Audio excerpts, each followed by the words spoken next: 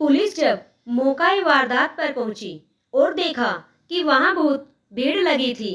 लोहे का बड़ा सा दरवाजा बंद था, पर उसमें बना छोटा सा गेट खुला हुआ था। सुबह दूध वाले ने आकर बाहर लगी घंटी बहुत देर तक बजाई थी, परंतु जब दरवाजा नहीं खुला तो वह छोटे गेट से अंदर बरामदे तक आ गया था। एक घंटी वहां भी थी। दूध वाले ने वह भी बजाई, पर अंदर से कोई आवाज नहीं आई। तो उसने ड्राइंग रूम के अंदर पर्दे की झिल्ली से झांकने की कोशिश की। कोई और दिन होता तो वह बाहर से वापस लौट चुका होता, परंतु कल घर के मालिक ने खुद बाहर आकर 7 लीटर दूध का ऑर्डर दिया था और कहा था कि बहुत मेहमान आएंगे तो ज्यादा दूध की आवश्यकता होगी। अंदर झांकने में वह सफल रहा, पर नजारा दिल दहलाने वाला था। साहब कुर्सी पर पैर ऊपर रखकर थर थर कांपते ऐसे बैठे थे जैसे होश हवास खो चुके थे, और मैम साहब नीचे जमीन पर पड़ी थी। उनके शरीर में कोई हलचल नहीं थी, शायद वह जीवित ही नहीं थी। दूध वाला फौरन छोटे गेट से बाहर निकल आया और उसने पड़ोस वाले मिश्रा जी के घर की घंटी बजाकर उन्हें स्थिति से अवगत करवाया। उन्होंने बिना आवाज लगाए झांक कर देखा तो दूध वाला सच बोल रहा था। फौरन कुछ पड़ोसियों को एकत्रित करके मिश्रा जी ने पुलिस को सूचना दी। पुलिस के आने तक तो वहां भारी भीड़ एकत्रित हो चुकी थी। पुलिस के अंदर जाकर दरवाजा जोर जोर से पीटने पर कुछ ही मिनट में दरवाजा खुल गया। पुलिस की पूछताछ में जो सामने आया वह इस प्रकार था कि 6 महीने पहले ही राकेश और तारा इस घर को खरीदकर इसमें रहने आए थे। उनके विवाह को 4 वर्ष हुए थे और अभी कोई संतान नहीं थी। दोनों ही पड़ोस में किसी से बात नहीं करते थे। पड़ोसियों ने प्रारंभ में घनिष्ठता बढ़ाने का प्रयास किया, परंतु रूखी सी मुस्कान के अतिरिक्त कोई उत्तर नहीं मिला। सामने दिखने पर हाय हेलो के अतिरिक्त किसी से बात नहीं होती थी। यह मकान 2 वर्ष तक बंद रहा था। उससे पहले जो परिवार यहाँ रहता था, उनकी युवा बेटी ने आत्महत्या कर ली थी। उसके बाद वह परिवार यहाँ से कहीं और चला गया था।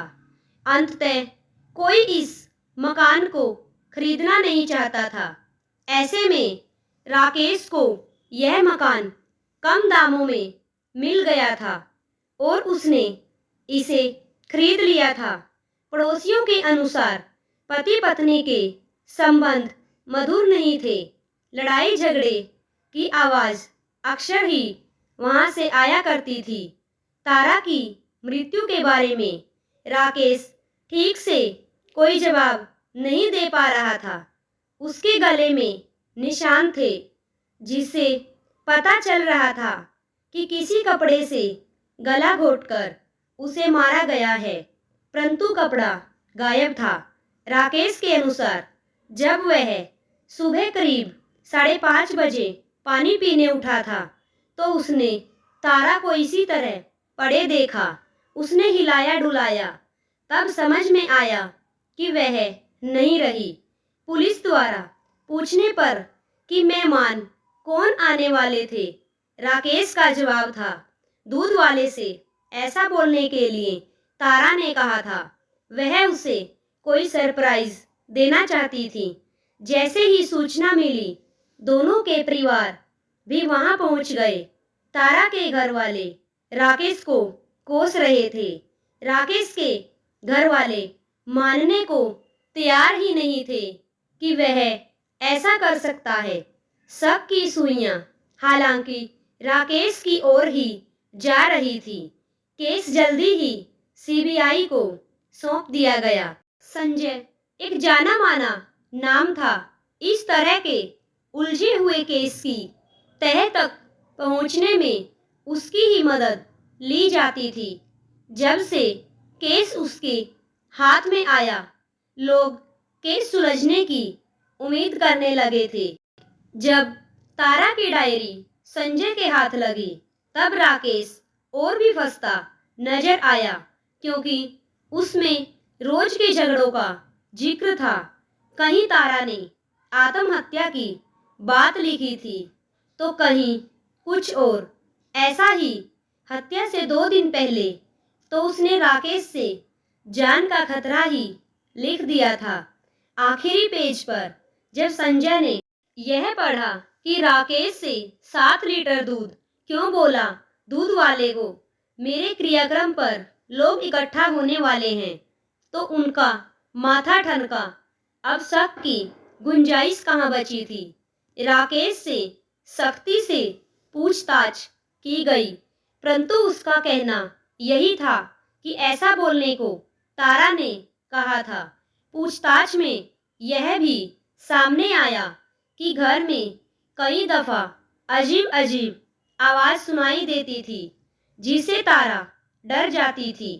उसे किसी आत्मा के साए की आशंका भी होती थी। राकेश ने बताया कि आवाजें तो उसे भी सुनाई देती थी, पर इस बात पर संजय ने विश्वास नहीं किया। उसने राकेश से पूछा कि तारा डायरी में हर बात लिखती थी, तो उसने डायरी में यह बात क्यों नहीं लिखी। इस पर राकेश ने बताया, तारा को मैंने कभी डायरी लिखते नहीं देखा। तारा डायरी लिखती थी, यह तो मुझे आपसे पता चला। राकेश ने हैरानी से बोला। संजय ने डायरी निकालकर राकेश को दिखाई। डायरी पिछले 5-6 महीने से लिखी जा रही थी। जब राकेश ने डायरी देखी, तब उसने वो डायरी तारा की है यह मानने से इनकार कर दिया। उसके अनुसार डायरी की लिखावट तारा की नहीं थी। एक बार तो संजय चकराया और फिर तारा की हैंडराइटिंग दिखाने के लिए कहा। उसे डायरी के अतिरिक्त घर में तारा के हाथ से लिखा हुआ कुछ नहीं मिला। राकेश ने कहा, वह सारे काम लैपटॉप से और मोबाइल फोन पर करती थी। मैंने उसे घर पर कुछ लिखते कभी नहीं देखा था। संजय ने पूछा, फिर तुम कैसे यह दावा कर सकते हो कि राइटिंग उसकी है या नहीं? राकेश, क्योंकि शादी से पहले उसने मुझे कुछ पत्र लिखे थे और एक बार हम दोनों के बीच जोरदार लड़ाई हुई, तो गुस्से में उसने खुद ही सब फाड़ डाले थे। संजय ध्यान से उसके चेहरे को पढ़ रहा था, पर राकेश जो कह रहा था उसमें क्या थोड़ी सी भी सच्चाई है? राकेश ने आगे कहा, इस डायरी से तो ऐसा लगता है कि हमारे रिश्ते बेहद खराब थे, जबकि ऐसा नहीं है। हम लड़ते बेशक थे, पर प्यार भी एक दूसरे से बहुत करते थे। राकेश ने दिमाग पर जोर डालते हुए कहा, मुझे कुछ याद नहीं आ रहा। तारा की माँ को भी डायरी दिखाई गई। उन्होंने भी लिखावट तारा की होने से इनकार किया। आगे की पूछताछ में तारा की माँ से पता चला कि तारा की एक गहरी दोस्त थी, जो अक्सर उससे मिलने आती थी और तारा उससे बहुत प्रभावित थी। उसका नाम नीलम था, पर तारा का फोन चेक करने पर पता चला कि उस नाम से उसके मोबाइल में कोई नंबर सेव नहीं था। राकेश को उसके बारे में कुछ खास जानकारी नहीं थी। उसे सिर्फ इतना ही पता था कि कुछ महीने पहले उसकी दोस्ती नीलम नाम की किसी लड़की से हुई थी। वह दोनों अक्सर मिलती जुलती थी, परंतु राकेश की उपस्थिति में वह कभी नहीं आई। राकेश ने उसका फोटो तक कभी नहीं देखा था, ना उसने कभी देखने की इच्छा जाहिर की थी और ना ही तारा ने स्वयं कभी दिखाया था। लेकिन उसने यह अवश्य बताया था कि नीलम बाकी लड़कियों से बहुत अलग है। उसे फोटो खिंचवाना पसंद नहीं था। राकेश का घर पुराने बसे हुए मोहल्ले में था। दिन के समय कोई गार्ड भी नहीं होता था, लेकिन रात को अवश्य ही एक चौकीदार डंडा फटकारते हुए कभी कभी गली में चक्कर लगा लेता था, परंतु पूछताछ में वह कुछ नहीं बता सका। सीसीटीवी कैमरा भी घर के सामने नहीं था। गली के कैमरे की फुटेज में देर रात कोई आता जाता दिखाई नहीं दिया। सबका शक बार बार राकेश पर ही जा रहा था, लेकिन नीलम को ढूंढना भी जरूरी था। आखिर खास सहेली थी तो आई क्यों नहीं। सारे शहर में ये खबर आग की तरह फैल चुकी थी। राकेश डायरी उठाकर लिखावट पहचानने का प्रयास कर रहा था। अचानक याद आया, ऐसी लिखावट तो माया की भी थी। माया उसकी पुरानी महिला मित्र थी, परंतु वह निश्चित तौर पर यह बात नहीं कह सकता था। माया से रिश्ता खत्म हुए 5 साल हो चुके थे। तारा से बात पक्की होते ही राकेश ने माया के पत्र और उससे जुड़ी हर निशानी मिटा दी थी, पर उसकी मोती जैसी खूबसूरत लिखावट उसे आज भी याद थी, जो कि डायरी वाली लिखावट से हूबहू मिलती थी। उसने संजय को बताना उचित समझा। संजय को जैसे ही यह पता चला, उसने फिर से सीसीटीवी फुटेज राकेश को दिखाई। शाम के करीब 5 बजे एक लड़की गली में दिखी। हालांकि उसने अपना चेहरा काफी हद तक ढक रखा था। चाल ढाल से राकेश को वह माया ही लगी। सामने वाली पड़ोसन ने पूछताछ में बताया कि उन्होंने कल किसी को आते नहीं देखा था, पर यह फुटेज वाली लड़की अक्सर ही तारा के पास आती थी। माया अब कहाँ है, इसके बारे में राकेश को कुछ पता नहीं था, परंतु उसके बारे में बाकी सब कुछ उसने संजय को बताया। करीब 6 साल पहले उसकी मुलाकात माया से हुई थी। धीरे धीरे दोस्ती बढ़कर प्यार में बदल गई। राकेश ने उसे जीवन संगिनी बनाने का फैसला भी कर लिया था, लेकिन उसे पता चला कि माया सही लड़की नहीं है। उसका उठना बैठना आपराधिक प्रवृत्ति के लोगों के साथ है और वह स्वयं भी छोटी मोटी वारदात में नियुक्त रहती है। राकेश का दिल टूट गया। उसने फौरन रिश्ता समाप्त करने का फैसला किया। माया का आपराधिक रिकॉर्ड होने की वजह से संजय को उस तक पहुंचने में अधिक वक्त नहीं लगा। पड़ोसियों ने तारा की सहेली के रूप में उसकी पहचान भी कर ली। जब पूछताछ की गई तो सारी साजिश की जिम्मेदार वही निकली। इस सब के पीछे राकेश से बदला लेना ही उसका मकसद था। 4 वर्षों में उसका सारा ध्यान राकेश और तारा की हर गतिविधि पर था। 3 साल तक वह खामोशी से रही, लेकिन पिछले 1 साल में उसने तारा से जान पहचान करके दोस्ती कर ली। यह मकान भी उसी ने दिलवाया, क्योंकि वह ऐसी जगह उन्हें रखना चाहती थी जहां सुरक्षा व्यवस्था इतनी अच्छी ना हो।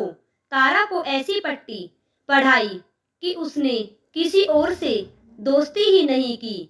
नीलम बनकर तारा को माया और राकेश के रिश्ते के बारे में नमक मिर्च लगाकर खूब भड़काया और बताया कि माया उसकी रूममेट थी। राकेश से मिले धोखे के बाद सब छोड़ छाड़ कर कहीं चली गई। यहाँ तक कि राकेश के द्वारा लिखी चिट्ठियां भी फड़वा डाली। तारा राकेश की लिखावट पहचानती थी और उसके बाद ही गुस्से में उसने अपनी लिखी चिट्ठियां फाड़ डाली। या कह सकते हैं ऐसा करने के लिए नीलम ने भड़काया था, क्योंकि वह तारा की लिखावट के सबूत मिटाना चाहती थी। उस घर में किसी की छाया होने का भ्रम भी उसने इसीलिए ही पैदा किया। इसके लिए उसने कभी कभी रिकॉर्डिंग की हुई सांसों की आवाज और कुछ अन्य आवाज चलाने का इंतजाम किया। दूध वाला 7 लीटर दूध इसीलिए लाया था कि भूत भगाने के लिए घर में पूजा रखवाई गई थी और राकेश के लिए यह पूजा सरप्राइज थी। सब कुछ योजना बनाकर एक दिन पहले शाम को राकेश के घर पहुंचने से पहले उसने प्रसाद के नाम पर उसे नशीली खीर दी थी और खाना खाने के बाद राकेश और तारा ने वह खीर खाई थी। दोनों गहरी नींद में सो गए। उस दिन वह घर में ही छिपी रही। रात को वह तारा को खींचकर हॉल में ले आई। उसने अपने ही दुपट्टे से उसका गला घोंटकर मार डाला और मोबाइल से सारे सबूत मिटा दिए। मोबाइल फोन से नंबर, मैसेज सब कुछ डिलीट कर दिया। तारा की दराज में वह डायरी रखी। फिर बाहर आकर सुबह की प्रतीक्षा करने लगी। जब राकेश का नशा टूटा तो तारा बगल में नहीं थी। उसे लगा वह वॉशरूम में होगी। पानी लेने वह बाहर आया तो उसकी चीख निकल गई। उसने हिलाकर देखा तो डरकर कुर्सी पर खुद को समेट कर बैठ गया। यह सब माया ने बाहर से देखा था। जब सड़क पर चहल पहल शुरू हो गई तो चुपचाप छोटे गेट खोलकर निकल गई। उसने पूरी कोशिश की थी कि हत्या के इल्जाम में राकेश फंस जाए और सजा पाए, जिससे उसका बदला पूरा हो सके, पर ऐसा नहीं हो सका। बड़े से बड़ा अपराधी भी कोई सबूत छोड़ ही देता है और वह तो फिर भी उतनी शातिर नहीं थी।